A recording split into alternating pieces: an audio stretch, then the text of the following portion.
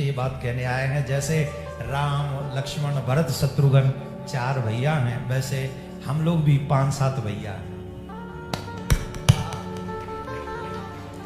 और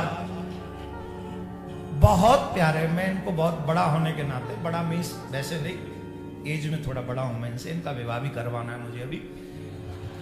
हाँ सच्ची में करवाना। ये सबको रोकते, विवाह नहीं करना, विवाह नहीं करना। क्यों नहीं करना? असली गृहस्थ तो अयोध्या विवाह के बाद ही पता चलती है कि अब भैया अयोध्या शुरू। तो महाराज को भी करना, और आप सब जो जितने भी बैठे हैं विवाह करो, संख्या बढ़ाओ और भारत को अयोध्या बनाओ। विवाह भी ना करे तो ये वैसे काम तमाम कर देंगे। खूब बड़ा चकाचक हो जाए, जरा एक बार ऐसा चकाचक हो जाए। हाँ राधे राधे बोलना पड़ेगा, राधे ऐसे नहीं, जोर से बोलना पड़ेगा राधे। हमें तो ऐसा लगा तुम्हारी यहाँ कथा ज्यादा हो तो ना है। पहली बार भी है, पहली बार छतारी में पहली बार भया ना, इतना बड़ा। हाँ तबे जी हाल मुरझाए चेहरा परे। लेकिन तिलक विलक तो सबने लगा रख, महाराज जी ने सबको एकदम अच्छा ज्ञान दिया। खूब तिलक विलक लगा के आप लोग कथा सुन रहे हैं। आप पर हनुमान जी की कृपा न्योई न्योई बरसती रहे, खूब बरसती रहे। और काऊ को ऊपर लो चक्कर तो नहीं भैया, कोई चक्कर वक्कर तो नहीं ऊपर लो, जा पे ऊपर लो। हाँ मैया खड़ी हो जाओ। हाँ हाँ, और थोड़ा झूम के दिखाओ, झूम के। हाँ बैठ। हमने कहा था राम दरबार में झूम नहीं सका, तो बैठ गए। हम बागेश्वर धाम में कथा करने गए थे। भागवत का 7वां दिवस था, और भागवत का ऐसा महात्मा है कि भागवत सुनने के बाद भूत प्रेत जो सुनते हैं उनकी मुक्ति हो जाती।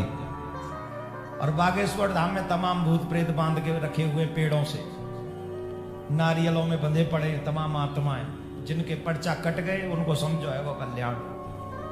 महाराज जी ने बड़े बड़े भूत प्रेतों के पर्चे बना के वहां बांधा हुआ है। हमने पहली बार देखा बागेश्वर धाम में, जब 7वें दिन कथा कर रहे थे, तो कम से कम 25-30, आप लोगों ने अगर वो कथा सुनी हो, आप लोग तो थे वहां, 25-30 कथा पंडाल में ही झूम रहे। अब हमने सोची कहूँगा सुनोगे एक आध मुक्त हो तो हमारे संग वृंदावन चल पड़े। अब महाराज जी तो हैबिचुअल है वहां के। महाराज जी के तो वो जहां महाराज जी चाय पी में, तो संग में बैठ के पी में। और आप लोग भी सावधान रहे ना, हाँ रजवज लेके जाया करो महाराज जी से, जिससे वो थोड़ा बचे रहो। नहीं तो महाराज जी चाय उनके संग पी में, भोजन उनके संग करे। मैं तो रहूं 7 दिन। महाराज जी का, बागेश्वर धाम का, बालाजी महाराज का बड़ा बड़ा कृपा है। और धन्यवाद इस बात का है, मैं तो महाराज जी के लिए इस शब्द को कैसे बोलूं, सच्ची में अपना ध्यान किए बिना समाज की जो सेवा कर रहे हैं महाराज जी। हमने 1000 बार कह लिया, आप अपने भोजन की, अपने समय की, निद्रा का ध्यान रखिए। पर महाराज जी देखते हैं, जब कहते कि जब ये इमरजेंसी आ जाती है तो हमको मजबूरन सबको छोड़कर इनकी सेवा करनी पड़ती है। तो महाराज जी जैसे सनातन की सेवा और आप सबकी सेवा कर रहे हैं, वैसे आप लोग भी धर्म की सेवा कीजिए, अपने संस्कारों की सेवा कीजिए, अपनी संस्कृति की सेवा कीजिए। अगर कोई हमसे पूछे इस कथा के बाद आप महाराज जी को दक्षिणा में देना चाहें तो क्या देंगे बताओ? आज जब ये कथा पूरी होगी, राम जी जब राज्याभिषेक प्राप्त हो जाएगा, गद्दी पे बैठेंगे, तो आप क्या देंगे भगवान को, महाराज जी को दक्षिणा में? कथा के बाद तो दक्षिणा देनी चाहिए। अब मैं भी आशीर्वाद दे रहा हूं, मुझे नहीं दो क्या दक्षिणा? महाराज जी की दक्षिणा महाराज जी ले लेंगे, पहले मेरी दक्षिणा दो। दोगे कि नहीं दोगे? पक्का? डर गए कहीं ऐसा नोट मांग ले, टेंशन आ गई। कहा लेके जाएंगे? गुटका तुम खाओ, सब कछु तुम खाओ, हम खाओ क्या गुण नहीं ले जाएंगे? हमारी सुन लो, हमारी दक्षिणा बताओ, दोगे दक्षिणा? एक दक्षिणा।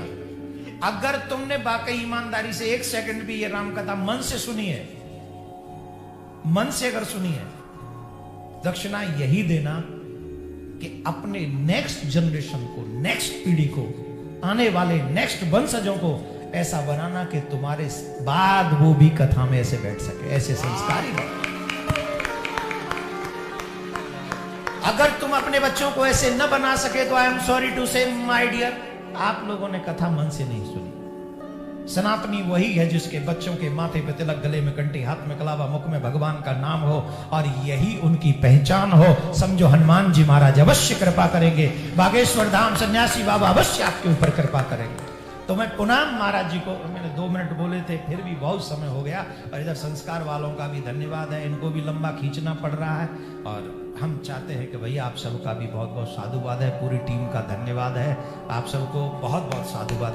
और मुख्य यजमान रह गए हमारे, उनके परिवार को हम कुछ कह नहीं सकते, कह नहीं पाए मतलब, तो कह दें भगवान आपको इतनी सामर्थ्य दे कि हर साल आप महाराज जी को ऐसे बुला बुला कर यूं ही कथा का एक दिव्य आयोजन कराते रहे, चकाचक यूं ही होता रहे। शर्मा बनवारी लाल शर्मा जी अकेले क्यों खड़े हो? खर्चा तो तुम्हारी धर्म पत्नी नहीं करे होगो संग में है, मांग के तो उनते लात होंगे कि ऐसे ही? हाँ आ जाओ आ जाओ, अरे वाह चुनरी अच्छी लग रही है आपको। बनवारी लाल शर्मा जी और उनकी धर्मपत्नी और उनके सुपुत्र को हम महाराज जी से कह के यही आशीर्वाद दिलवा रहे हैं कि ठाकुर जी कृपा करें, आप रात दिन मतलब दुनिया तो दुगुना चौगुना कहती है, 100 गुना एक रात में कमाया करें और हर साल ऐसे दिव्य आयोजन महाराज जी को बुला बुला कर कराते रहे और इन लोगों का कल्याण कराते रहे। एक बार जोर से बोलना पड़ेगा राधे राधे। फिर हनुमान जी महाराज के चरणों में कोटि कोटि नमन और महाराज जी से प्रार्थना जितनी जल्दी है सके राज्य अभिषेक करवा दो।